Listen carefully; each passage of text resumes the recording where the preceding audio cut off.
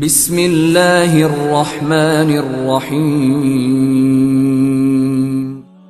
بس اس تمہید کے بعد اب میں شروع کروں گا استقبال رمضان کے ضمن میں روزے کی حکمتیں کیا ہیں، اس کے احکام کیا۔ نمبر 1، شریعت محمدی میں روزے کی تدریجی فرضیت۔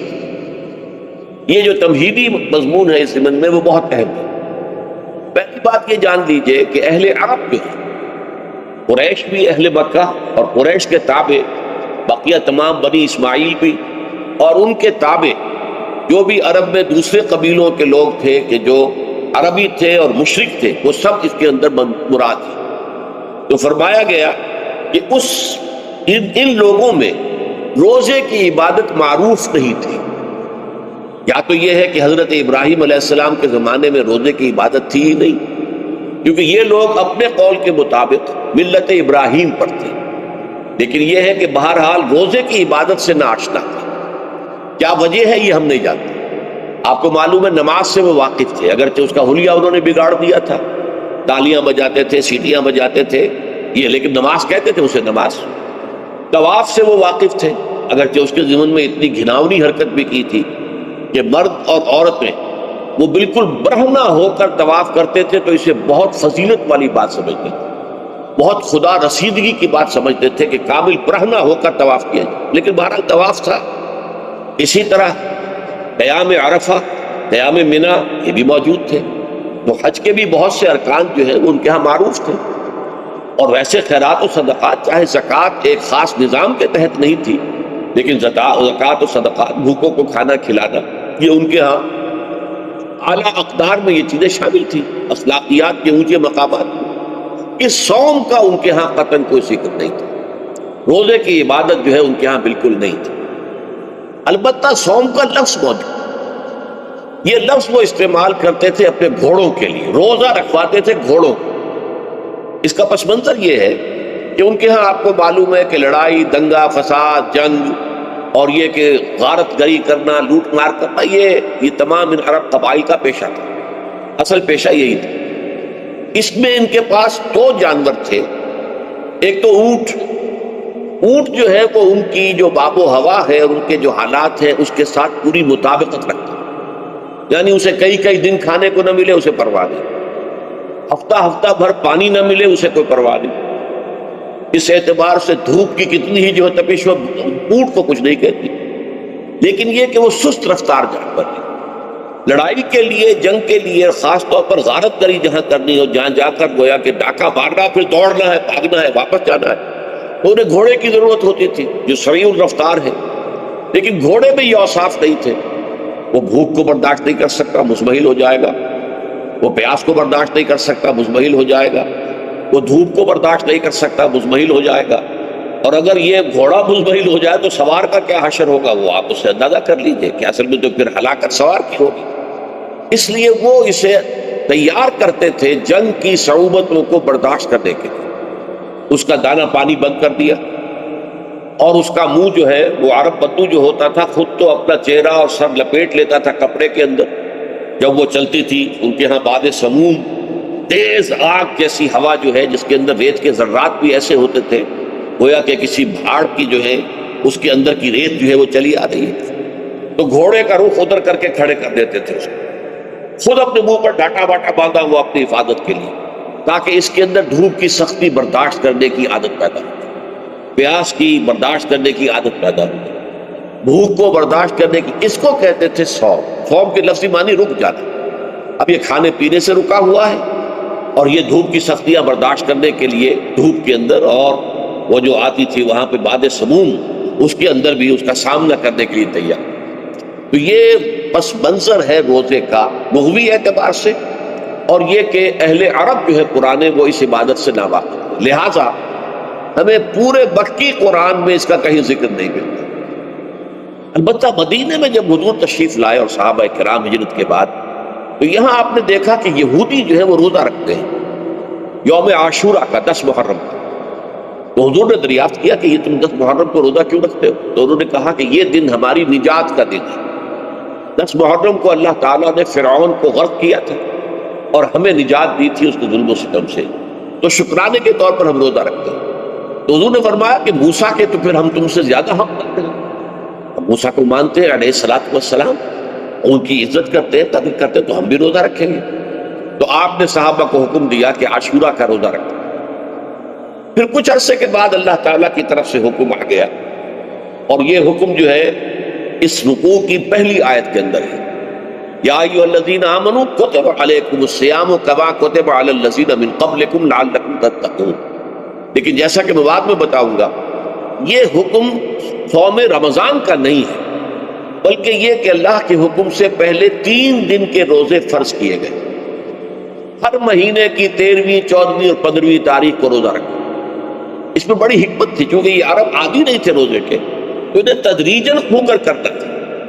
ظاہر بات ہے کہ 30 دن جو ہے وہ تو ایک بڑی مدت ہے، اور ظاہر بات ہے کہ مئی کا مہینہ بھی آ جائے گا، اس میں جون بھی آئے گا، جولائی بھی آئے گا، قیامت خیز مہینے آ جائیں گے، تو بڑی ہمت جواب دے جائے گی۔ تو پہلے روزہ ہر مہینے 3 روزے رکھنے کی ان کو مشق کرائی جائے تاکہ یہ عادی ہو۔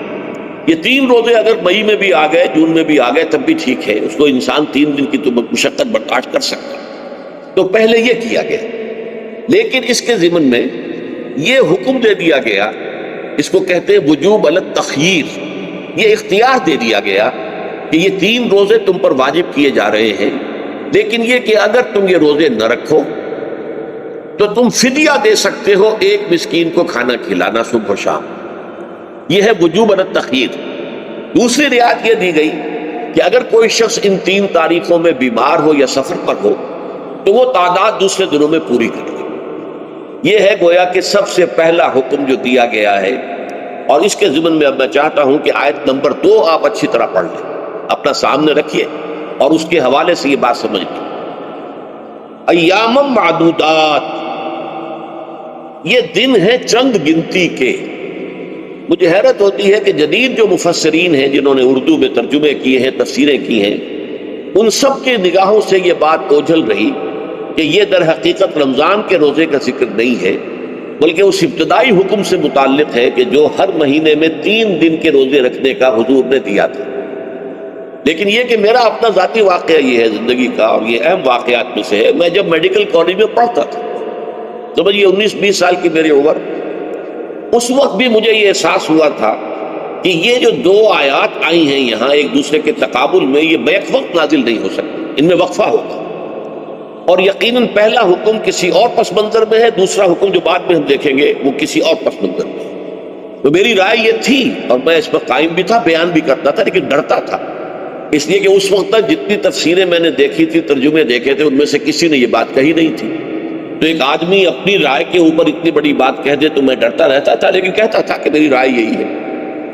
پھر اتفاق سے جماعت اسلامی ہند کا ترجمان ہوتا تھا ماہنامہ زندگی، عروج احمد قادری صاحب اس کے مدیر تھے۔ وہ جو ایک پرچہ آیا اس میں انہوں نے تنقید کی تھی مولانا سید انور شاہ بخاری رحمۃ اللہ علیہ پر، کہ ان کشمیری رحمۃ اللہ علیہ سے ان کے اوپر یہ تنقید کی تھی کہ انہوں نے یہ عجیب بات کہہ دی ہے کہ یہ جو حکم ہے یہ رمضان کا نہیں ہے، بلکہ رمضان سے پہلے جو حضور نے حکم دیا تھا 3 دن کے روزے رکھنے اس سے متعلق ہے۔ اب مجھے اس کے اوپر پورا اطمینان ہو گیا کہ اگر سید محمد انور شاہ کاشمیری رحمۃ اللہ علیہ کی رائے یہ ہے تو متفق گردید رائے بو علی بارائے من، مجھے اب اس سے زیادہ اور کسی سند کی ضرورت نہیں۔ بعد میں نے جب تفسیر کبیر امام راضی رحمۃ اللہ علیہ کی اس کا بھی مطالعہ شروع کیا تو میں حیران ہوا کہ سلف میں تو یہ رائے کثرت سے موجود تھی۔ کیا سبب ہوا ہے کہ آج کے دور کے جو مترجمین اور مصنفین ہیں ان کی نگاہوں سے بالکل یہ بات اوجھل ہو گئی؟ اس معاملے کو میں حل آج تک نہیں کر سکتا، لیکن اب میں پورے تیقن سے آپ سے کہہ رہا ہوں کہ یہ جو پہلی 2 آیتیں ہیں ان کا تعلق صوم رمضان سے نہیں ہے، بلکہ ان کا تعلق ہے وہ 3 دن کے۔ اس کی سب سے بڑی دلیل اس کے اندر موجود ہے ایام معدودات، گنتی کے چند دن۔ اب 30 یا 29 دن جو ہے وہ گنتی کے چند دن نہیں ہو سکتے، تو اچھی بڑی تعداد ہے۔ پھر یہ ہے کہ یہ معدودات جو ہے اس کو کہا جاتا ہے جمع قلت، یہ زیادہ سے زیادہ 9 پر اس کا اطلاق ہوتا ہے، اس وزن پر جو جمع آتی ہے۔ اور اس میں جو ہے خود قرآن مجید میں حج سلسلے میں مینا کے قیام کے ضمن میں الفاظ آئے ہیں، ایام معدودات فمن تعجل فی یومین فلا اسم علیہ ومن تاخر فلا اسم علیہ۔ مینا میں قیام ہے گنتی کے چند دن، تو جو 2 دن ہی میں جلدی کر کے وہاں سے واپس ہو جائے اس پہ بھی کوئی اس گناہ نہیں ہے، اور جو مؤخر کر کے 3 دن پورے کرے اس پر بھی کوئی گناہ نہیں۔ تو وہاں پر بھی نظیر موجود ہے کہ 2 یا 3 دن پر اس کا اطلاق ہو۔ تو یہاں پر ایام معدودات سے لازماً یہ مراد ہے کہ یہ 3 دن جو ہے ہر مہینے میں 13ویں، 14ویں، 15ویں، در حقیقت اس روزے سے متعلق یہ آیت آ رہی ہے۔ اور یہ بھی نوٹ کر لیجئے کہ رمضان کے روزے کی فرضیت کے بعد بھی حضور کا معمول اور آپ کے صحابہ کا، اور جو بھی ہمارے ہاں اتباع کرتے ہیں حضور صلی اللہ علیہ وسلم کا نوافل میں بھی ان کا یہ معمول ہے۔ ہر مہینے میں یہ 3 روزے حضور بعد بھی رکھتے تھے، اور آپ کے بہت سے صحابہ رکھتے تھے، اور آج بھی ہمارے ہاں بہت سے لوگ جو دیندار ہیں اور جن کے اندر یہ جذبہ ہے اتباع سنت کا، وہ کرتے ہیں 13ویں، 14ویں اور 15ویں تاریخوں کا، ان کو ایام 20 کہتے ہیں۔ اس کی راتیں روشن ہوتی، 13ویں رات، 14ویں رات، 15ویں رات، چاند جو ہے اس کے اندر آپ کو معلوم ہوتا ہے 14ویں کو تو مکمل ہوتا ہی ہے، 13ویں اور 15ویں کا بھی تقریباً مکمل ہے۔ تو ایام 20 کے روزے جو ہیں بعد میں بھی برقرار رہے ہیں، لیکن نفلت، فرض اس کے بعد جو ہے وہ رمضان کے روزے ہو گئے۔ ایام معدودات یہ دن ہیں گنتی کے۔ فمن کان منکم مریض او علی سفر فعدۃ من ایام اخر، تو جو کوئی بھی تم میں سے ہو بیمار یا سفر پر تو وہ تعداد پوری کر لے دوسرے دنوں۔ گویا کہ اب اگلی کیا، ایک تو یہ رعایت ہو گئی، دوسری رعایت قال الذین یطیقونہ فدیۃ طعام مسکین، اور ان لوگوں کے ذمے کے جو اس کی طاقت رکھتے ہوں، یعنی مریض بھی نہیں ہے، صحت مند ہے، روزہ رکھ سکتے ہیں، سفر بھی نہیں ہے، سفر پر نہیں ہے، مقیم ہے، روزہ رکھ سکتے، پھر بھی نہ رکھیں تو ان کے لیے بھی ایک اختیار، اسی لیے میں نے لفظ استعمال کیا تھا وجوب علی التخییر، واجب تو ہے لیکن اس میں ایک اختیار دے دیا گیا۔ وہ اختیار کیا ہے؟ فدیۃ طعام مسکین، تو پھر یہ ہے کہ ایک مسکین کو کھانا کھلا دینا، فدیہ کہتے ہیں کسی چیز کا بدل ہو جائے، جیسے کہ جنگی مجرم ہے اس کا فدیہ، گویا کہ اس کو دے کر وہ پھر آزاد ہو جائے گا، فدیہ اس کو کہتے ہیں۔ ففدیۃ طعام مسکین، لیکن یہ ہے کہ فمن تطوع خیرا فهو خیر اللہ، اور جو نیکی سے خیر کرنا چاہے مزید تو وہ اس کے لیے بہتر ہے، ایک کے بجائے 2 کو کھلائے، 3 کو کھلائے، 4 کو کھلائے، 10 کو کھلائے، تو یہ تو ترغیب ہے، لیکن کم سے کم ایک مسکین کو کھانا کھلانا تو وقت کا۔ وَأَن تَصُومُوا خَيْرٌ لَكُمْ، اب دیکھیے یہ لفظ بول رہے ہیں، اگر تم روزہ رکھو تو یہ تمہارے حق میں بہتر ہے، یعنی اگرچہ اختیار تمہیں دے دیا، اختیار یہ ہے کہ روزہ رکھو، اگر نہ رکھو تو فدیہ دے دو ایک مسکین کا کھانا، لیکن اگر تم روزہ رکھو ان کنتم تعلمون، اگر حقیقت میں تم علم رکھتے ہو کہ روزے کے اندر کیا کیا برکات ہیں تو تمہیں روزہ لازماً رکھنا چاہیے۔ تشویق اور ترغیب موجود ہے لیکن یہ کہ اس کی فرضیت یا وجوب نہیں ہے۔ یہ تھا ابتدائی حکم روزے کی صفت میں۔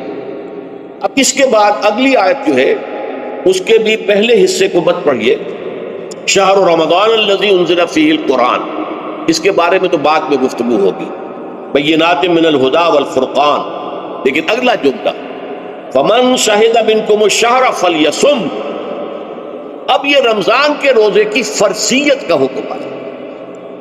رمضان کا مہینہ وہ ہے جس میں قرآن نازل کیا گیا، اس کے بارے میں جیسا کہ میں نے عرض کیا پھر بعد میں عرض کروں، لیکن جو شخص بھی تم میں سے موجود ہو اس مہینے میں، اپنے گھر میں موجود ہے، اپنے شہر میں موجود ہے، سفر پر نہیں ہے، یا یہ ہے کہ جو شخص بھی اس مہینے کو پائے، اس کی زندگی میں یہ مہینہ آ جائے، یہ برکتوں کا ایک موقع اسے مزید حاصل ہو جائے، فلیصم، یہ امر کا صیغہ، یہ وجوب ہے مطلقاً۔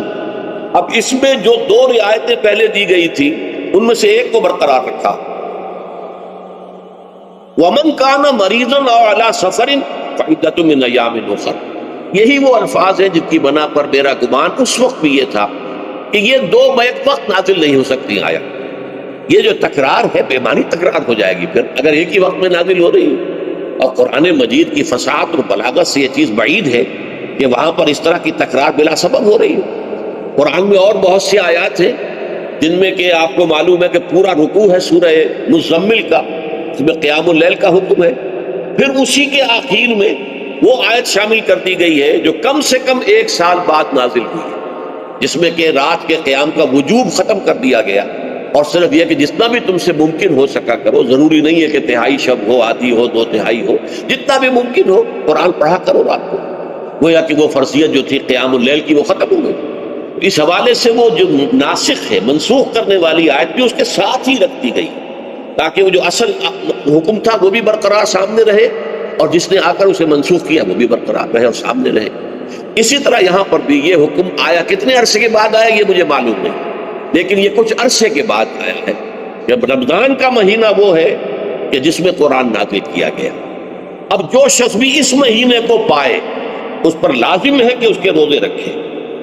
من کان مریضا او علی سفر، جو شخص ہو مریض، بیمار ہو یا سفر پر ہو، فعدۃ من ایام اخر، تو وہ تعداد پوری کر لے دوسرے دنوں میں۔ یرید اللہ بکم اليسر ولا یرید بکم العسر، اللہ تمہارے ساتھ آسانی چاہتا ہے، سختی نہیں چاہتا۔ یہ اصل میں کیوں کہا ہے؟ اس کی وجہ سمجھ لیجئے، آج بھی آپ کو اپنے ہاں ایسے لوگ مل جائیں گے جن کا تقویٰ کا تصور اتنا غلط ہو گیا ہے کہ 104 درجے کا بخار ہے، روزہ چھوڑنے کو تیار نہیں۔ بھلے آدمیوں، اللہ نے تمہیں ایک رخصت دی ہوئی ہے تو خامخواہ اپنے اوپر یہ شدت کیوں لے رہے؟ لیکن لیتے روزہ چھوڑنے کو تیار، روزہ قضا نہیں کرو، سفر پر جا رہے ہیں اور روزہ قضا کرنے کو تیار نہیں۔ ایک موقع پر ایک غزوے کے دوران ایسا ہوا کہ کچھ لوگوں نے روزہ رکھا ہوا تھا، لیکن وہ اتنے یوں سمجھیے مزمحل ہو گئے کہ جب پڑاؤ پر پہنچے تو جن کا روزہ نہیں تھا انہوں نے تو بڑی چاق و چوبند طریقے سے خیمے نصب کیے، سارا بندوبست کیا، اور یہ جا کر بے سود ہو کر بے ہوش ہو کر گر پڑے۔ تو حضور نے فرمایا ان کو دیکھ کر، لیس من البر الصیام فی السفر، سفر میں روزہ رکھنا یہ کوئی نیکی کا کام نہیں ہے، یہ نیکی کا غلط تصور ہے کہ جو تم نے اپنے اختیار کر لیا۔ یہ تمہارے اندر تشدد پسندی پیدا ہو رہی ہے۔ دین کے احکام میں جو مقصد ہے وہ کیا ہے؟ یرید اللہ بکم اليسر ولا یرید بکم العسر۔ اسی پر عمل کرتے ہوئے حضور نے فرمایا کہ جو بھی علماء دین ہیں یا جو رہنمایان دین ہیں ان کا کام کیا ہے؟ آپ نے فرمایا یسروا ولا تعسروا، دیکھو آسانیاں پیدا کرو، سختیاں پیدا نہ کرو۔ دین میں سختیاں پیدا کرنا بھی وہ اسر اور اغلال بن جاتا ہے کہ جس کو رفع کرنے کے لیے، اور جس سے لوگوں کو، یہودیوں کو اور تمام اہل کتاب کو نجات دینے کے لیے اللہ تعالیٰ نے اپنے رسول محمد صلی اللہ علیہ وسلم کو بھیجا۔ وَيَضَعُ عَنْهُمْ إِصْرَهُمْ وَالْأَغْلَالَ الَّتِي كَانَتْ عَلَيْهِمْ، کہ جہاں وہ نیکی کا حکم دیتے ہیں، بدی سے روکتے ہیں، پاکیزہ چیزوں کو حلال ٹھہراتے ہیں اور خبیث چیزوں کو، ناپاک چیزوں کو حرام قرار دیتے ہیں، وہیں وہ لوگوں کے اوپر سے وہ بوجھ بھی ختم کرتے ہیں کہ جو انہوں نے خام خواہ اپنے اوپر لاد لی۔ ان میں سے یہ بھی ہے کہ یہ نیکی کا کام نہیں ہے کہ آپ سفر میں ہیں اور روزہ رکھیں۔ یرید اللہ بکم اليسر ولا یرید بکم العسر وَلِتُكْمِلُوا الْعِدَّةَ، لیکن یہ بات واضح رہے کہ اب تمہارے لیے تعداد کو پورا کرنا لازم ہے، یہ نہیں ہے کہ آپ اس کی جگہ پر فدیہ دے دیں تو بات پوری ہو جائے گی، نہیں۔ روزے کی تعداد، آپ کے رمضان میں 2 روزے 3 روزے چھوٹ گئے بیماری کی وجہ سے، ٹھیک ہے، لیکن دوسرے دنوں میں اس کی قضا دینی لازم ہے۔ وہ روزے رکھنے جو ہے آپ پر لازم ہے، ان کا کوئی بدل جو ہے وہ فدیہ نہیں ہو سکتا۔ البتہ یہ نوٹ کر لیجئے، یہ حکمت نبوی ہے کہ یہاں اگرچہ وہ فدیے کا حکم جو ہے گویا کہ بظاہر قرآن مجید کے الفاظ سے محسوس ہوتا ہے کہ مطلقاً منسوخ ہو گیا، لیکن حضور نے اس کو خاص حالتوں میں باقی رکھا ہے۔ کوئی شخص اتنا بوڑھا ہو چکا ہے یا خاتون اتنی بوڑھی ہو چکی ہے کہ دن بھر کا فاقہ جو ہے اس میں اندیشہ ہے کہ کہیں ہلاک نہ ہو جائے۔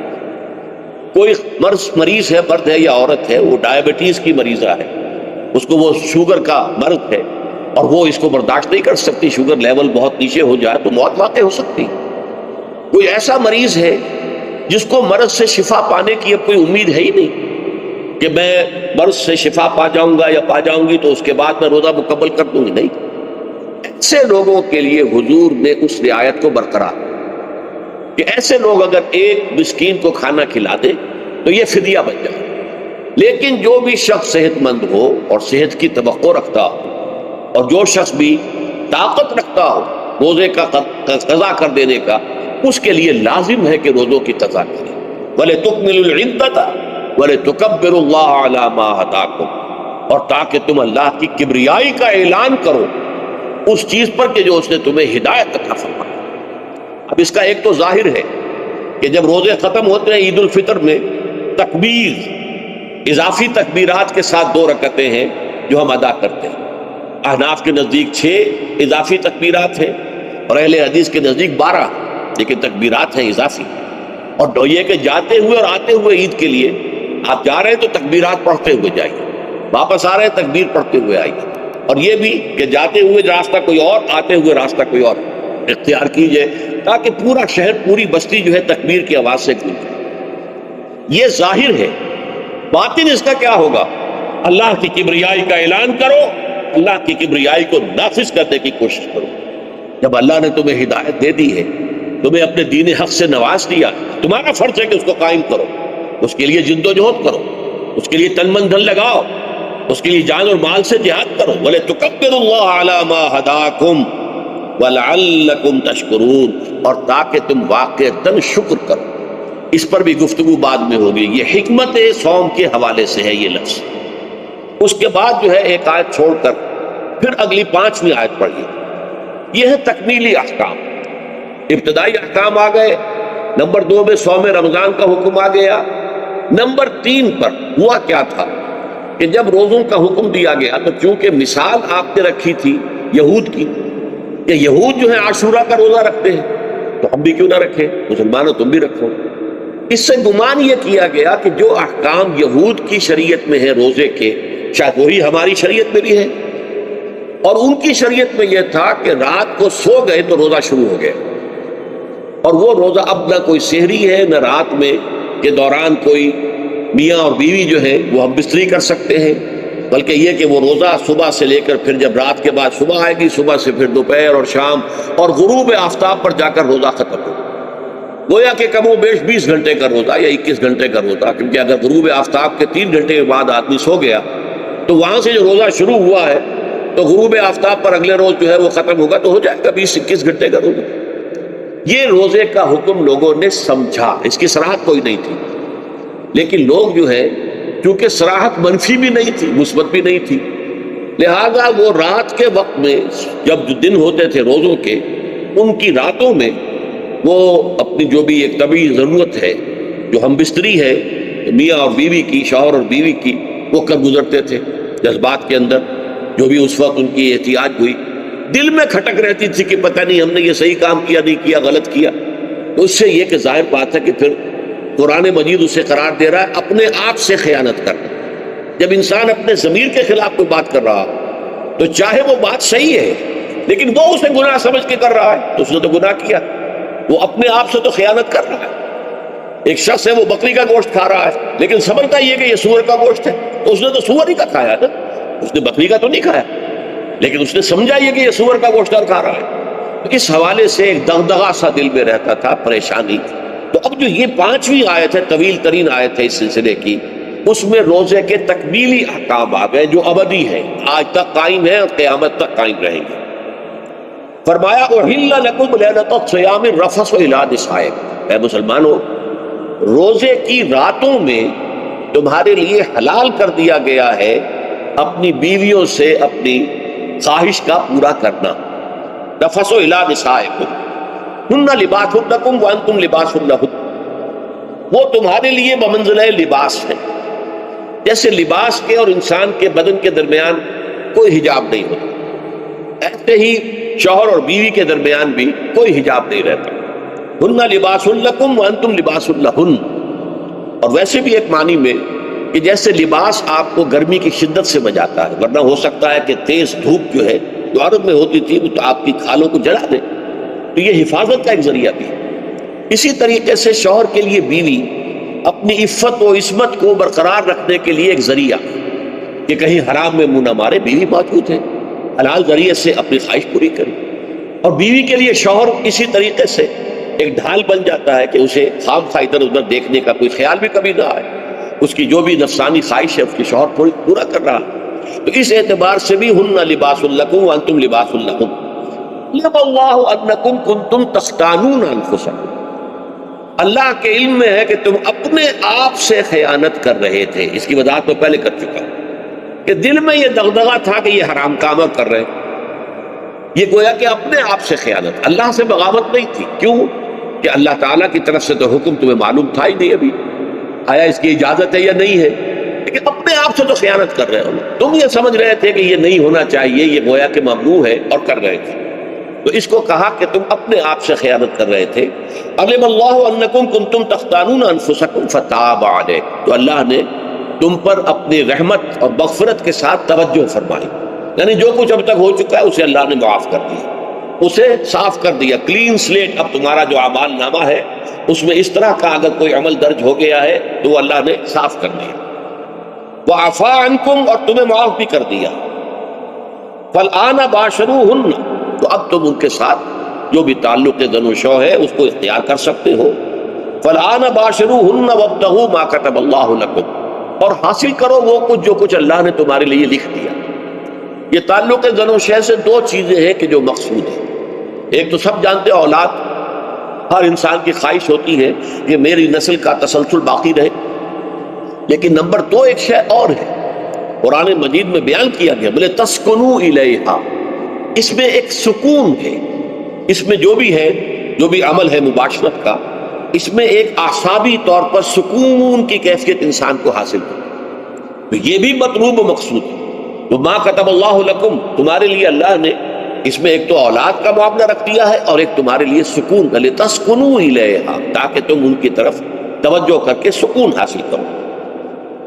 فالآن باشروہن وابتغوا ما کتب اللہ لکم وکلوا واشربوا، اب سحری کا حکم آ گیا، وکلوا واشربوا حتی یتبین لکم الخیط الابیض من الخیط الاسود من الفجر، اور کھاتے رہو اور پیتے رہو یہاں تک کہ تمہارے لیے فجر کے وقت کے اعتبار سے سفید ڈوری سیاہ ڈوری سے بالکل علیحدہ ہو جائے۔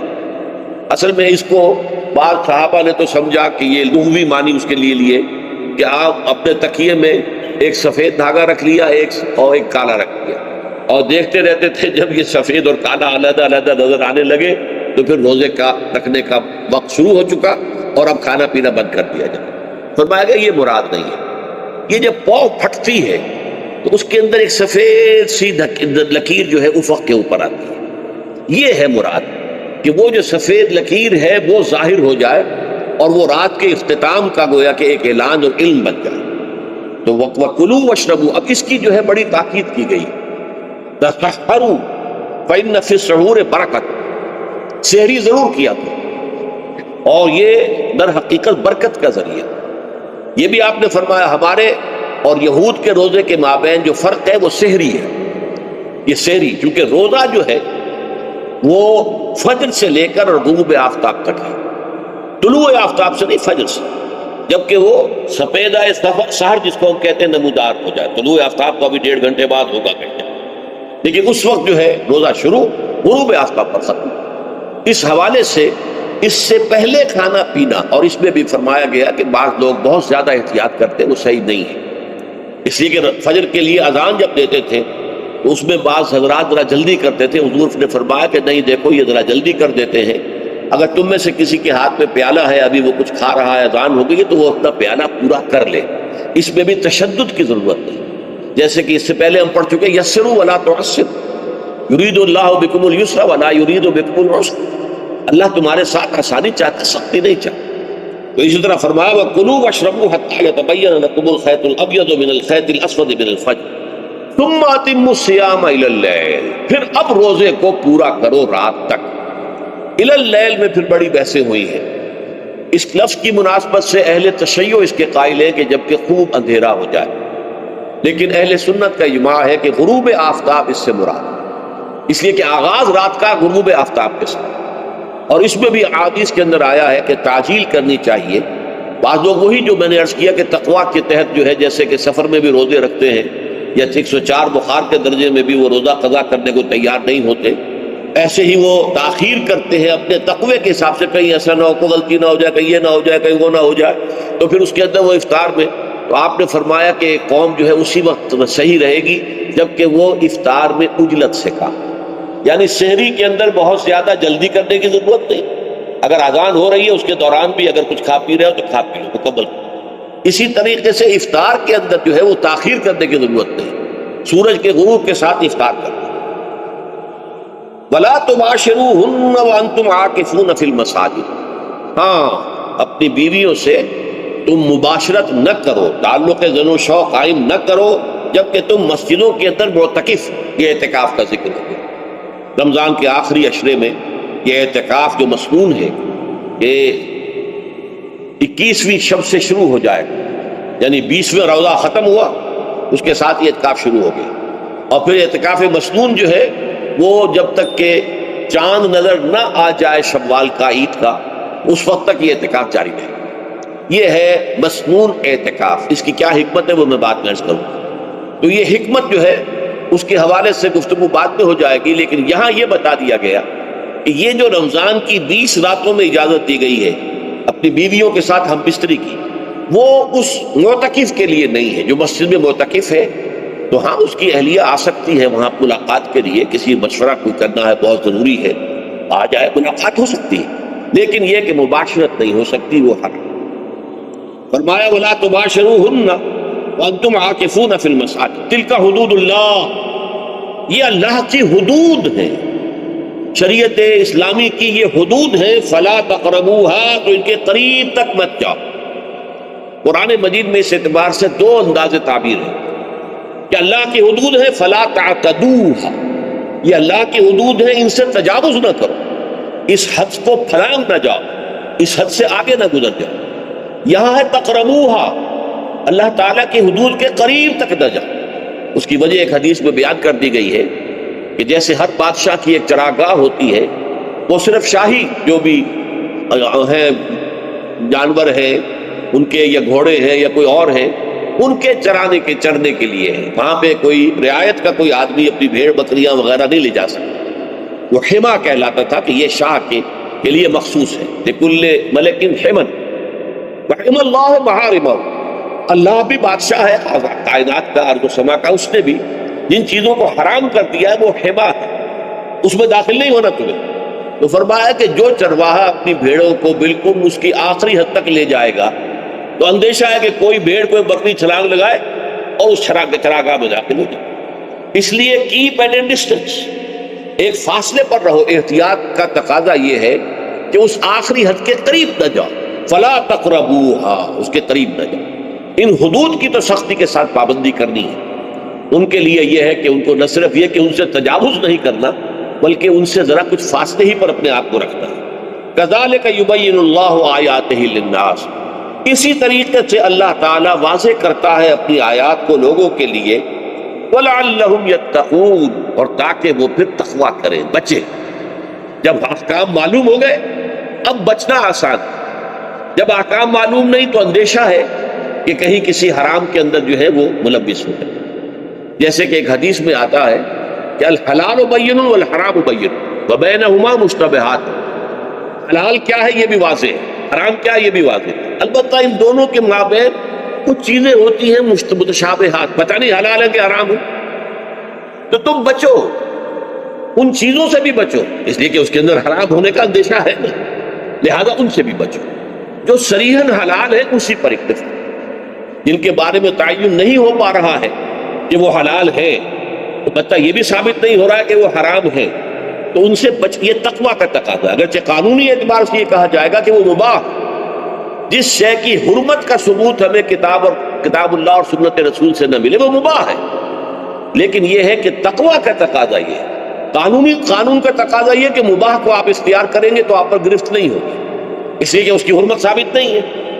لیکن تقویٰ کا تقاضا یہ ہے کہ آپ صرف اس شے پر اکتفا کریں کہ جس کے حلال ہونے کے لیے ثبوت اور دلیل موجود.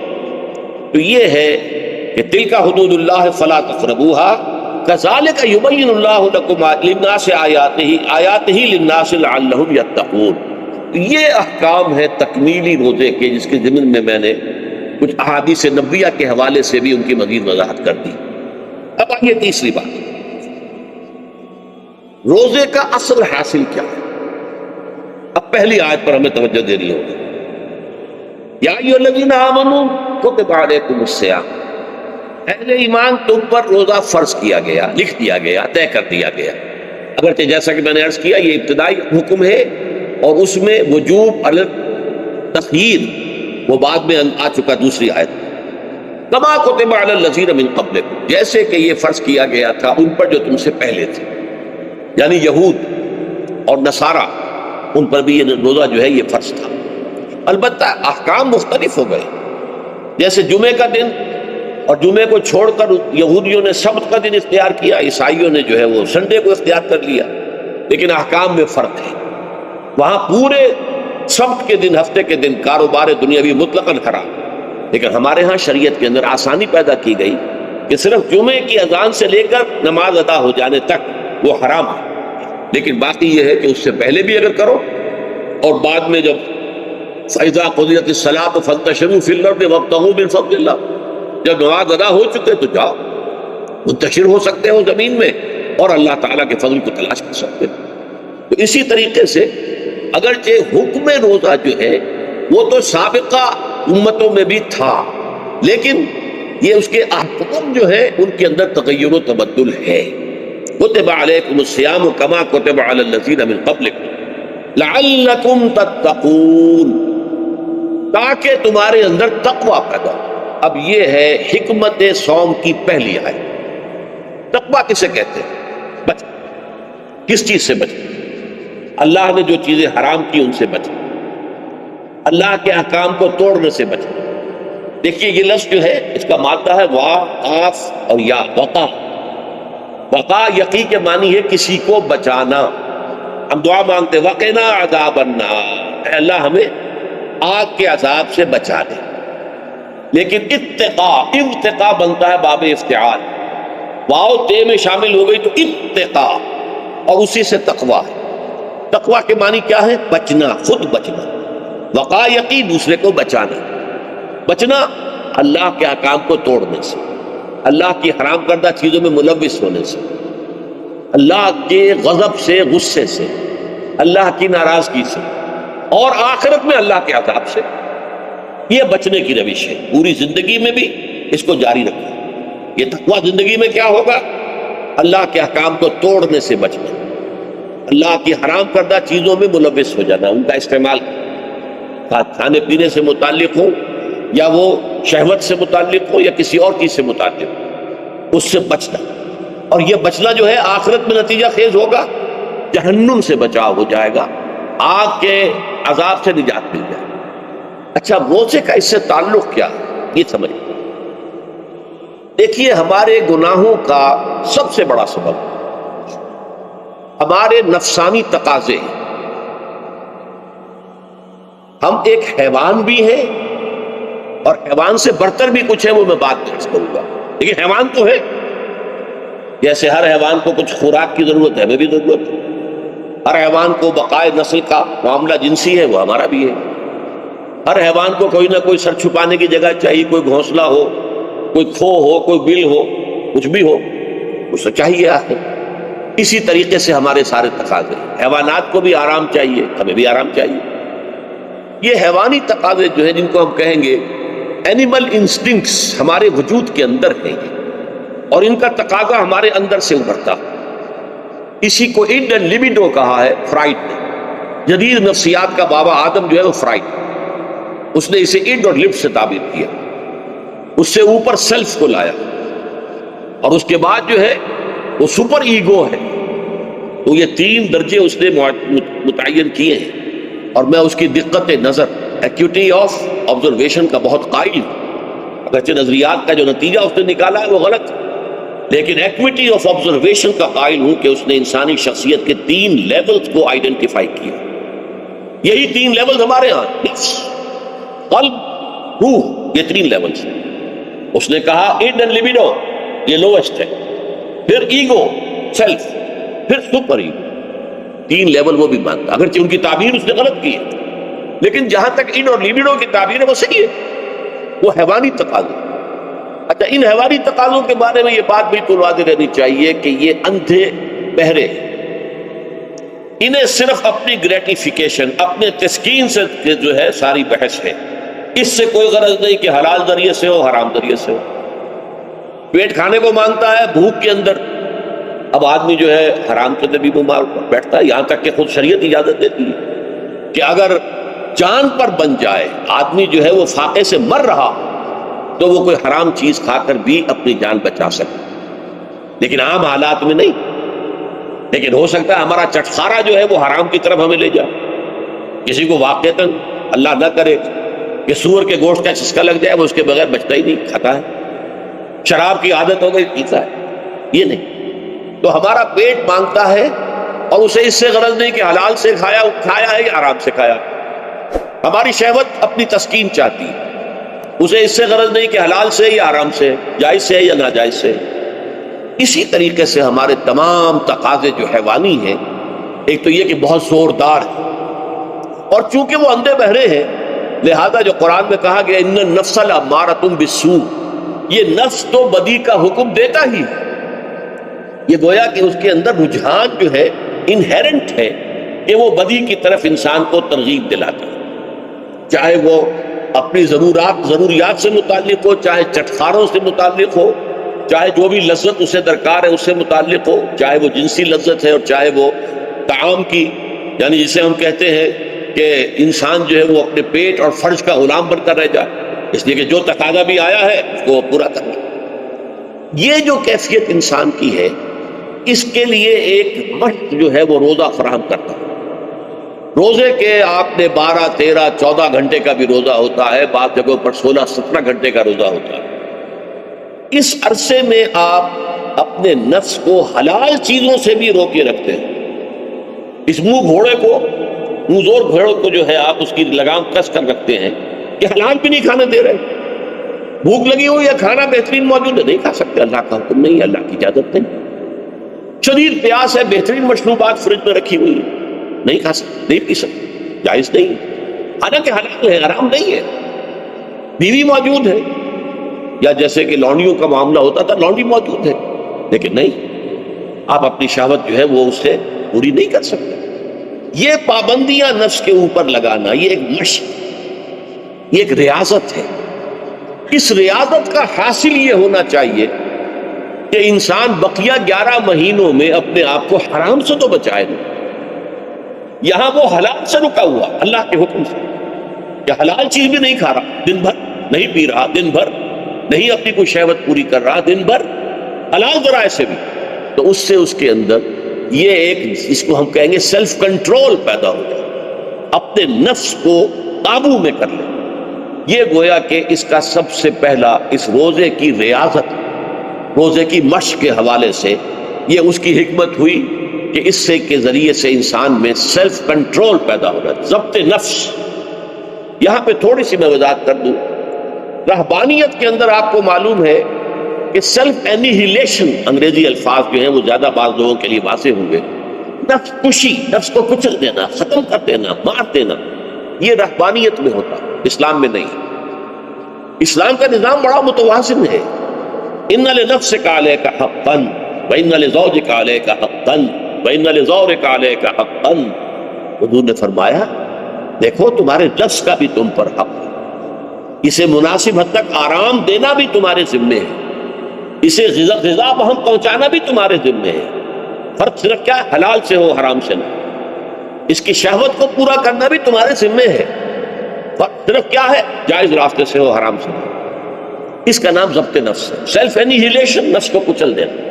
یہ جو تپسیاں جو ہیں ہندو سادھو کرتے رہے ہیں، اور جو سب سے زیادہ معاملہ جو ہے وہ جو راہب ہوتے تھے حضرت مسیح علیہ السلام کے پیروکاروں میں، انہوں نے تاریخ کے اندر جو مثالیں دی ہیں اس کا جو ہے اندازہ کرنا مشکل ہو جاتا ہے کہ کس درجے وہ لوگ اپنے نفس کو کچل دیتے تھے، جس کا قرآن مجید میں سورہ حدید میں ذکر بھی ہے. اکثر لوگ تو پابندی نہیں کر سکتے تھے، اپنے اوپر پابندیاں لگانے کے بعد غلط راستوں پر بھی چل پڑتے تھے، لیکن جو لوگ ان پابندیوں کو نبھاتے تھے وہ کس انتہا تک جاتے تھے. کبھی آپ جو ہے ہسٹری آف کرسچن مناسٹسزم پر جو تاریخ کی کتابیں لکھی گئی ان کو پڑھیں تو اندازہ. مولانا مودودی نے تفہیم القرآن میں اس کا کچھ حوالے دیے ہیں، اور واقعہ یہ کہ رونگٹے کھڑے ہو جاتے ہیں انسان پر کہ اس درجے میں انہوں نے اپنے نفس کو کچلا. ہمارے صوفیہ کے ہاں بھی بعض ایسی روایات صحیح ہیں یا غلط ہے بیان کی جاتی ہیں، لیکن اسلام کا اصل معاملہ کیا ہے؟ توازن، اعتدال. تمہارے نفس کا بھی تم پر، ان لنفسک علیک حق، تمہاری بیوی کا بھی تم پر حق ہے، وان لزوجک علیک حق، اور تمہارا جو بھی کوئی ملاقاتی ہے، کوئی دوست ہے، اس کا بھی زورک علیک حق ہو، زیارت کرنے کے لیے کوئی آیا اس کا بھی حق ہے، ان کے حقوق ادا کرو. حضرت عبداللہ ابن عمرو بن العاص رضی اللہ تعالی عنہما صحابہ کرام میں اس اعتبار سے بہت ممیز تھے کہ ان پر عبادت جو ہے، عبادت گزاری کا اتنا غلبہ ہو گیا تھا، ہر روز روزہ رکھتے تھے اور رات کو پوری رات کھڑے رہتے تھے. حضور کو اطلاع دی گئی، حضور نے طلب کیا فوراً آپ نے فرمایا یا عبداللہ الم نخبر، کیا ہمیں یہ خبر نہیں دی گئی انک تصوم الدہر تقوم اللیل، کہ تو ہمیشہ رات کو کھڑا رہتا ہے اور ہر روز روزہ رکھتا ہے۔ ظاہر بات ہے حضور کے حضور میں جھوٹ کیسے بولتے ہیں، ویسے بھی جھوٹ بولنے کا سوال نہیں ثابت لیے، تو عرض کیا بلا یا رسول اللہ یہ تو صحیح ہے، فرمایا لا تفعل، ہرگز ایسا مت کرو، فإن لنفسك عليك حقا وإن لزوجك عليك حقا وإن لزورك عليك حقا، تمہارے نفس کا بھی تم روزہ رکھو بھی اور افطار بھی کرو۔ بہترین روزہ جو ہے وہ حضرت داؤد علیہ السلام کا تھا، ایک دن روزہ رکھتے تھے، ایک دن افطار کرتے تھے۔ لیکن یہ ہے کہ آپ ہفتے میں 2 دن روزے حضور کے ہیں، سوموار کو اور جمعرات، مہینے میں 3 روزے، یہ ہے، اس میں گویا کہ سنت پر عمل بھی ہو جائے۔ لیکن یہ کہ ہمیشہ روزہ رکھے، بلکہ یہاں تک کہا گیا ما صام من صام الدہر، جو ہمیشہ روزہ رکھتا ہے اس نے کوئی روزہ رکھا ہی نہیں۔ کیا مطلب؟ یہ تو اس نے اپنی ہیبٹس بدل لی ہیں، ہیبٹس ہو گئی ہے یہ کہ سارا دن بھر نہیں کھانا، صبح کھانا، شام کو کھانا، بس یہ تو اس نے اپنی ہیبٹ بدل لی ہے، روزہ ہیبٹ بن گیا اس کا۔ ما صام من صام الدہر، جس نے ہمیشہ روزہ رکھا اس نے کوئی روزہ رکھا ہی نہیں۔ اس لیے کہ روزہ تو در حقیقت اس شخص پر شاخ گزرتا ہے جس کو عادت ہے دن میں کھانا کھانے کی، اس کو دن کے اندر 3 کھانے کھانے کی عادت ہے، تبھی تو وہ شاخ گزرے گا۔ اگر وہ عادت ہی آپ نے بدل لی ہے تو ظاہر بات ہے کہ پھر روزے کی جو برکت ہے وہ تو ظاہر نہیں ہوگی۔ تو بہرحال اس اعتبار سے غور کیجئے کہ یہ پہلا حکم جو ہے روزے کا، لعلکم تتقون، تاکہ تمہارے اندر تقوی پیدا ہو جائے، اپنے نفس پر کنٹرول پیدا ہو۔ اس کو یوں سمجھیے کہ یہ ایک بڑا منہ زور گھوڑا ہے، ہمارا جو نفس ہے، ہمارا جو جسم ہے، حیوانی نظام، اس پر ہماری خودی یا ہماری انا یا ہماری ایگو یا ہمارا سیلف، یہ اس پر حکمران ہے، اس کا گھوڑے کا سوار ہے۔ اب اگر گھوڑا منہ زور ہے اور سوار کے قابو میں نہیں ہے تو کیا نتیجہ نکلے گا؟ اب وہ گھوڑے کے اختیار میں ہے، سوار صاحب کی جان جو ہے وہ جا کر پٹک دے، کہیں کسی کھائی میں گرائے، کسی اور جگہ گرائے، وہ تو گویا کہ اس کے رحم و کرم پر۔ کہاں تک سوار تکڑا ہے اور سوار نے جو ہے گھوڑے کو قابو میں کیا ہوا ہے، اس کی رانوں میں بھی جان ہے، دبایا ہوا گھوڑے کو اپنی رانوں کے درمیان، تو ظاہر بات ہے کہ اب یہ گھوڑا جو ہے بہت بڑی ایسٹ ہے اس کے لیے۔ اب گھوڑا ادھر جائے گا جدھر سوار لے جانا چاہے، سوار اپنے مقصد، اپنی منزل تک پہنچے گا گھوڑے کے ذریعے سے۔ اور اگر برعکس ہے، جیسا کہ میں عرض کر چکا ہوں، تو وہ سوار جو ہے وہ گھوڑے کے رحم و کرم پر۔ یہی معاملہ ہے، ہماری خودی یا ہماری انا یا ہمارا ایگو، یہ در حقیقت یہ راکب ہے، اور ہمارا وجود حیوانی یہ مرکب ہے، یہ گھوڑا۔ اگر ہم قابو یافتہ ہوں اپنے گھوڑے کے اوپر تو یہی جسم ہمارے لیے ایک بہت بڑا ایسٹ ہے۔ ہاتھوں سے نیکی کمائیں گے، پاؤں سے نیکی کمائیں گے، آنکھوں سے نیکی کمائیں گے، کانوں سے نیکی کمائیں گے، یہ ساری نیکیاں کمانے کا ذریعہ ہے۔ تلاوت قرآن سن رہے ہیں تو کانوں کی نیکی ہو رہی، قرآن دیکھ کر پڑھ رہے ہیں تو آنکھوں کی نیکی ہو رہی، یہ سارے ہمارے اعصاب، ہمارے تمام اعضاء و جوارح نیکی کا ذریعہ ہے۔ لیکن اگر کہیں یہ ہمارا نفس امارہ، ایڈ اور لیبیڈو ہم پر قابو پا لے تو پھر ہم اس کے رحم و کرم پر، پھر وہ ہمیں جس کھائی میں چاہے گا گرا دے گا۔ تو اس اعتبار سے روزہ مجرد، ابھی روزے کی بات ہو رہی ہے، وہ روزہ خاص طور پر کہ جس کا حکم پہلے دیا گیا، ایام معدودات، اس کے بارے میں اس کی حکمت، مجرد روزے کی حکمت کیا ہے؟ ضبط نفس۔ اسی ضبط نفس کا دوسرا نام تقویٰ۔ آپ اپنے نفس پر قابو یافتہ ہیں اور پھر اللہ کے سامنے جھک رہے ہیں، یہ ہوئی نا اصل بات۔ آپ اللہ کے سامنے تو جھک رہے ہیں، اے اللہ میں تیری ہی بندگی کرتا ہوں اور کروں گا، نفس پر قابو ہے ہی نہیں، تو آپ کا یہ کہنا مہمل ہو جائے گا، نفس کا تقاضا ابھرے گا اور آپ اس کے آگے ہاتھ جوڑ کر کھڑے ہو جائیں گے، تو گویا کہ جو آپ نے کہا تھا ایاک نعبد و ایاک نستعین، اس کی پیروی کرنا، اس کو پورا کرنا، اس کا تقاضا بجا لانا آسان کام نہیں ہے۔ جو بھی گویا مسلمانوں بلردم کہ دانم مشکلات لا الہ، جب میں کہتا ہوں کہ میں مسلمان ہوں تو میں مجھ پر کب کب اتاری ہوں، اس لیے کہ مجھے معلوم ہے کہ لا الہ کہنے کا مقصد کیا ہے، مطلب کیا ہے، اس کے تقاضے کی۔ تو روزہ مجرد روزے کی غرض و غایت تقویٰ یا ضبط نفس، یعنی سیلف کنٹرول، اور اس سیلف کنٹرول کے ساتھ اپنے پورے وجود کو اللہ کے سامنے جھکا دینا۔ یہ عبادت ہے۔ اب آئیے اس عبادت کے لیے، روزے کے لیے رمضان کا مہینہ کیوں منتخب کیا گیا بالآخر؟ پہلے تو وہ ہر مہینے کے 3 دن تھے، بالآخر مستقل تا قیام قیامت اور رمضان کا مہینہ، اس کی علت کیا ہے؟ ظاہر بات ہے کہ سارے 12 مہینے اللہ ہی کے ہیں، ہفتے کے سارے دن اللہ ہی کے ہیں، دنوں میں سید الایام جمعے کا دن، مہینوں میں سید الاشہر، یہ جتنے مہینے ہیں ان میں سردار جو ہے مہینوں کا وہ رمضان مبارک کیوں ہے؟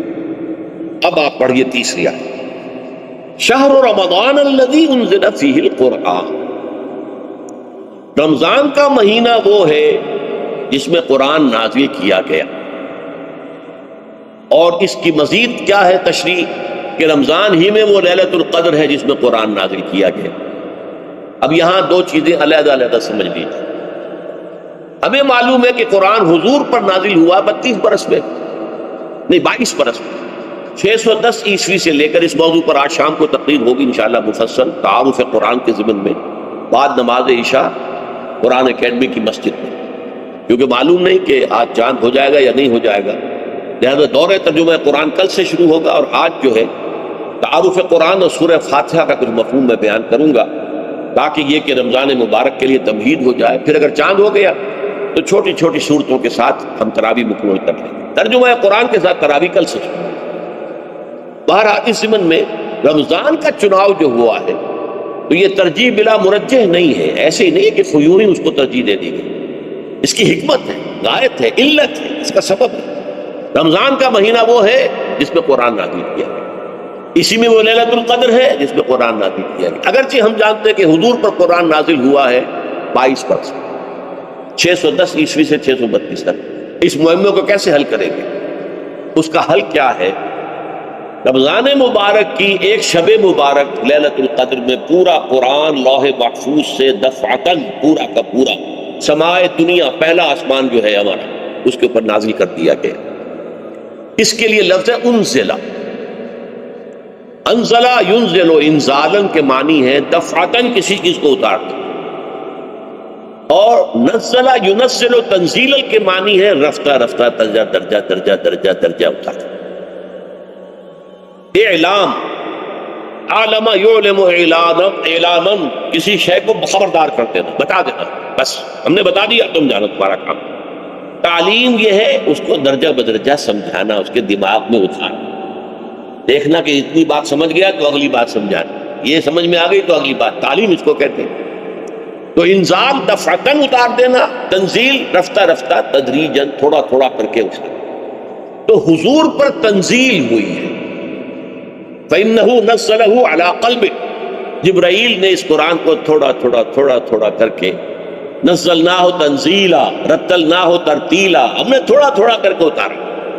لیکن لیلۃ القدر میں جو ماہ رمضان مبارک کی شب ہے آخری عشرے کی، اس میں پورا قرآن اتار دیا گیا تھا لوح محفوظ سے سمائے دنیا۔ شہر رمضان الذی انزل فیہ القرآن ھدی للناس وبینات من الہدی والفرقان، یہ قرآن کیا ہے، کیا بنا کر نازل کیا گیا؟ یہ حال ہے، یہ لوگوں کے لیے، پوری نوع انسانی کے لیے ہدایت ہے، اور یہ ہدایت بینات کی شکل میں آئی، واضح تعلیمات جن میں کوئی شک و شبہ کی گنجائش نہیں، از خود روشن۔ بینہ اسے کہتے ہیں وہ شے جو از خود روشن ہو، جس کو ہم کہتے ہیں کہ آفتاب آمد، دلیل آفتاب، جب سورج طلوع ہو گیا تو اپنے وجود پر وہ خود دلیل ہے، اسے کسی اور دلیل سے ثابت کرنے کی ضرورت نہیں، از خود واضح۔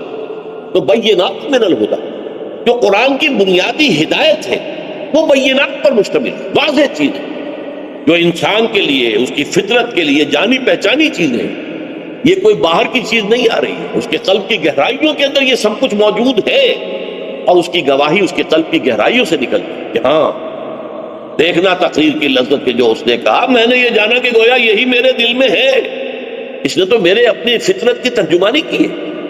والفرقان، بینات من الہدی والفرقان، یہ بینات کا اطلاق فرقان پر بھی ہو رہا، حق و باطل کے اندر فرق کر دینے والی شے، بین صورت میں یہ حق ہے، یہ باطل، یہ جائز ہے، یہ ناجائز، یہ غلط ہے، یہ صحیح ہے۔ یہ ہے قرآن مجید کی عظمت کا بیان، ویسے تو عظمت قرآن مجید کے اندر بہت سے مقامات پر آئی ہے اور بڑے ہی پرشکو انداز میں بھی آئی ہے، لیکن یہ اس وقت موقع نہیں ہے اس میں جانے کا۔ یہاں جو قرآن کا تعارف کرایا گیا، ھدی للناس وبینات من الہدی والفرقان، اور یہ رمضان میں نازل کیا گیا، لہذا رمضان کا مہینہ جو ہے اس عبادت کے لیے خاص اور مختص کر لیا گیا۔ فمن شہد منکم الشہر فلیصم، تو جو کوئی بھی تم میں سے اس مہینے کو پائے یا اس میں مقیم ہو وہ لازم روزہ رکھے۔ میں بیان کر چکا ہوں یہ وجوب علی العین، اس کے اندر اب اختیار نہیں ہے، لیکن یہ کہ اگر من کان منکم مریضا او علی سفر فعدۃ من ایام اخر۔ اب دیکھیے یہ جو رمضان مبارک کو منتخب کیا گیا جو نزول قرآن کا مہینہ ہے، تو اس میں ایک دوہرا پروگرام رکھ دیا گیا ہے جو قرآن مجید میں تو واضح طور پر نہیں کہا گیا، اس لیے کہ اگر قرآن میں اس طور سے آ جاتا تو فرض ہو جاتا، اسے تتبعاً رکھا گیا، لہذا اس کا ذکر قرآن میں نہیں ملے گا۔ موجود ہے کہ جب اس مہینے کو چنا ہی اس لیے گیا ہے کہ یہ نزول قرآن کا مہینہ ہے، لہذا اس کے لیے جو ہم نے پڑھا تھا وہ خطبہ وہ اس کو پلٹ لیجئے۔ جعل اللہ صیامہ فریضۃ وقیام لیلہ تطوعا، اللہ نے اس مہینے کا روزہ رکھنا تو فرض قرار دے دیا، اور اس کا قیام اللیل، راتوں کو کھڑے رہنا، یہ مرضی پر چھوڑ دیا، جو کر سکے، جو بھی ہمت کرے، ترغیب و تشویق۔ اب دیکھیے ترغیب و تشویق کے لیے دوسری حدیث جو یہاں پر ہے، ابی ہریرہ رضی اللہ عنہ قال، حضرت ابو ہریرہ سے مروی ہے رضی اللہ عنہ کہ انہوں نے فرمایا قال رسول اللہ صلی اللہ علیہ وسلم، کہ اللہ کے رسول نے فرمایا صلی اللہ علیہ وسلم، من صام رمضان ایمانا و احتسابا غفر له ما تقدم من ذنبه، جس نے رمضان میں روزے رکھے ایمان کے ساتھ، یقین کے ساتھ، اور احتساب، اللہ سے اس کے اجر کی امید میں، غفر له ما تقدم من ذنبه، اس کے پچھلے تمام گناہ معاف ہو جائے۔ یہ نوٹ کیجئے کہ اس سے مراد گناہ کبیرہ نہیں ہے، گناہ صغیرہ۔ گناہ کبیرہ کے لیے توبہ شرط ہے، گناہ صغیرہ جو ہے وہ ان چیزوں سے دھل جائے۔ لیکن اب دیکھیے ومن قام رمضان ایمانا و احتسابا، اور جو کوئی کھڑا رہا رمضان میں یعنی قیام اللیل ایمان اور احتساب کے ساتھ، غفر له ما تقدم من ذنبه۔ اب تیسری بات، ومن قام لیلۃ القدر ایمانا و احتسابا، اور جو کھڑا رہا قیام اللیل جس نے کیا ہے لیلۃ القدر میں ایمان اور احتساب کے ساتھ، غفر له ما تقدم من ذنبه، متفق علیہ۔ یہ حدیث بخاری اور مسلم دونوں کی۔ اب یہاں جو بات میں چاہتا ہوں کہ آپ پر واضح ہو جائے، اس حدیث میں دونوں چیزوں کو پیرلل لایا گیا، من قام رمضان من صام رمضان، بالکل متوازی، ہم وزن اعتبار سے، من صام رمضان ایمانا و احتسابا غفر له ما تقدم من ذنبه، من قام رمضان ایمانا و احتسابا غفر له ما تقدم من ذنبه۔ اب سوال پیدا ہوتا ہے قیام اللیل سے مراد کیا؟ یہاں پہ میں ذرا تراویح کی کا جو پس منظر ہے وہ بیان کر دینا چاہتا ہوں۔ دیکھیے جیسا کہ ہم نے خطبے میں بھی دیکھ لیا، اللہ نے قیام اللیل جو ہے اسے فرض نہیں ٹھہرایا، تطوع، قرآن مجید میں بھی اس کا کوئی ذکر نہیں، حدیث میں اس کی تشویق و ترغیب پوری موجود ہے۔ ایک اور حدیث بھی ہم بعد میں پڑھیں گے اس کو۔ اس کا پس منظر کیا تھا کہ اس کو چھوڑ دیا گیا۔ اب ظاہر بات ہے مسلمانوں میں کمزور بھی ہیں، مسلمانوں میں وہ مزدوری کرنے والے بھی ہیں، روزہ تو فرض ہے ان پر، چاہے مئی کا مہینہ ہے، گندم کاٹنی ہے، روزہ تو پھر بھی رکھنا ہو، یہ سب کچھ، لیکن یہ کہ رات کو پھر کھڑے رہنا ان کے لیے جاگنا ممکن تھا، لہذا ان کے اوپر یہ چیز فرض نہیں۔ حضور نے تراویح کی نماز یا قیام اللیل نہ اسے فرض قرار دیا، نہ اس کے بعد جماعت کوئی اہتمام کیا مستقل، صرف 3 راتیں آپ نے جماعت کروائی ہے، اس میں 8 رکعتیں آپ نے پڑھی ہیں کہ جو آپ کا معمول تھا تہجد کا، وہ پڑھی، اور تہجد کے وقت ہی جماعت کرائی ہے۔ یہ ہے وہ حدیث۔ اس کے علاوہ کسی نماز تراویح جو ہے جو ہم پڑھتے ہیں 20 رکعتیں عشاء کے ساتھ متصل، اس کا کوئی ذکر نہ دور نبوی میں ہے نہ دور صدیق اکبر میں ہے، یہ دور حضرت عمر کی خلافت میں ہوا ہے، اور ہم نہیں کہہ سکتے کتنے سال کے بعد ہوا۔ حضرت عمر رضی اللہ تعالیٰ عنہ کی خلافت کا دور جو ہے وہ تو 10 برس ہے، ہو سکتا ہے 5 برس کے بعد ہوا ہو، 6 برس کے بعد ہوا ہو، 12 ہوا ہے اور کیا ہے۔ حضرت عمر ایک مرتبہ مسجد میں داخل ہوئے، مسجد نبوی میں، تو دیکھا کہ کچھ لوگ 8 10 12 جو ہے وہ ایک جو ہے حافظ کے پیچھے کھڑے ہوئے اور قرآن سن رہے، کچھ دوسرے کونے میں کھڑے ہیں، کچھ کہیں اور کھڑے ہیں، مختلف جماعتیں ہو رہی ہیں۔ تو انہوں نے سوچا کہ کیوں نہ ان سب کو ایک امام کے پیچھے جمع کر دیا جائے، اور اس کے لیے لوگوں کی سہولت کے لیے عشاء کے ساتھ متصل رکھ دیا جائے، اس لیے کہ تہجد کے وقت اٹھنا جو ہے وہ تو خط کش و ناقص کا کام نہیں ہے، کہ عشاء کے بعد اگر تھوڑا سا اضافی وقت ہو صرف، تو یہ ہر شخص کر لے، مزدور بھی کر لے۔ لہذا آپ نے یہ نظام تجویز فرمایا کہ عشاء کے متصلاً بعد 20 رکعت نماز پڑھی جائے اور ایک امام کے پیچھے پڑھی جائے۔ یہ گویا کہ اجتہاد ہے حضرت عمر رضی اللہ تعالی عنہ، اس کو آپ نے خود بدعت بھی قرار دیا، لیکن بدعت حسنہ۔ بدعت کس اعتبار سے؟ لغوی اعتبار سے، نئی بات، اس لیے کہ حضور کے زمانے میں نہیں تھی، تو یہ اس طریقے سے ایک نئی بات ہے۔ لیکن یہ بات کیونکہ بہت اچھی ہے، بہت عمدہ ہے، آپ جب یہ نظام چل پڑا تو ایک دن مسجد میں آئے، دیکھا کہ بڑی بھری مسجد ہے، صحابہ کھڑے ہیں اور ایک امام کے پیچھے قرآن سن رہے ہیں۔ آپ نے فرمایا نعم البدعۃ ھذہ، یہ جو ہم نے نئی بات شروع کی ہے یہ بہت اچھی ہے، بہت۔ اب یہاں سے فرق واقع ہو گیا، ایک تو اہل تشیع جو ہے وہ تو ویسے ہی حضرت عمر سے بہت دشمنی رکھتے ہیں، عناد رکھتے ہیں، تو حضرت عمر کے اجتہادات سے انہیں نفرت ہے، انہیں دوری ہے، چاہے وہ کوئی سا بھی حضرت عمر کا اجتہاد۔ ہمارے ہاں اہل حدیث حضرات بھی در حقیقت حضرت عمر یا کسی اور خلیفہ راشد کے فعل کو وہ سمجھتے ہیں کہ یہ ایگزیکٹو آرڈرز ہیں، یہ ہمیشہ کے لیے نہیں۔ حضرت عمر نے اپنے دور میں ایک نظام قائم کیا، ان کے دور کے لیے ٹھیک تھا، یہ ہمیشہ کے لیے نہیں۔ ہمیشہ کے لیے وہ 8 ہی رکعتوں کے قائل ہیں، وہ تہجد والے، لیکن اس میں بہرحال انہوں نے بھی خود یہ اضافہ کیا ہے کہ وہ 8 رکعتیں وہ عشاء کے ساتھ متصل پڑھتے ہیں، تہجد کے وقت تو نہیں پڑھتے۔